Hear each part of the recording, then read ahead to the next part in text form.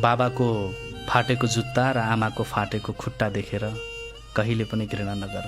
त्यो त तिम्रै जीवन बनाउन सङ्घर्ष गर्दा फाटेका हुन सक्छन्। अहिले हर युथहरूमा बाबा मम्मीको प्रतिको सम्मान र सद्भाव घटेको छ भन्छौँ नि हामीले। अझ यति कुरा हो, बाबा त पुरानै कपडा लगाउनुहुन्छ, पब्लिकको अगाडि मेरो बा नदेखिदिए हुन्थ्यो, मेरो आमा नदेखिदिए हुन्थ्यो। चिनाउनै चाहँदैन मान्छेले क्या, सन्तानले क्या, आफ्नो स्ट्यान्डर्ड भन्छ। बाबा आमालाई चिनाउन चाहँदैन, म तिनीहरूलाई त्यही भन्छु। बाबाको त्यो झुत्रा परेको च्यातिएको जुत्ता र आमाको पट पट फुटेको खुट्टा तिम्रै सङ्घर्षका लागि, तिम्रै जीवन बनाउनका लागि सङ्घर्ष गर्दा फाटेका हुन्।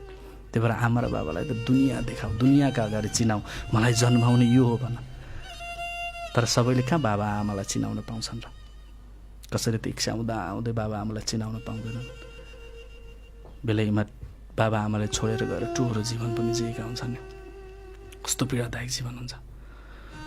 आमा र बाबालाई दुनियाँको अगाडि मेरो बा मेरो आमा भनेर चिनाउनै पाउँदैनन् क्या, देखाउनै पाउँदैनन्। त्यस्तो बेला कति पीडा हुन्छ होला तिनीहरूलाई। त्यस्तो धेरैलाई छ नि। एउटा कुरा मैले त्यही भएर धेरै पटक धेरै ठाउँ भनेको छु, जति सकिन्छ बाबा र आमालाई आज र अहिलेबाट समय देऊ। जोसँग र बाबा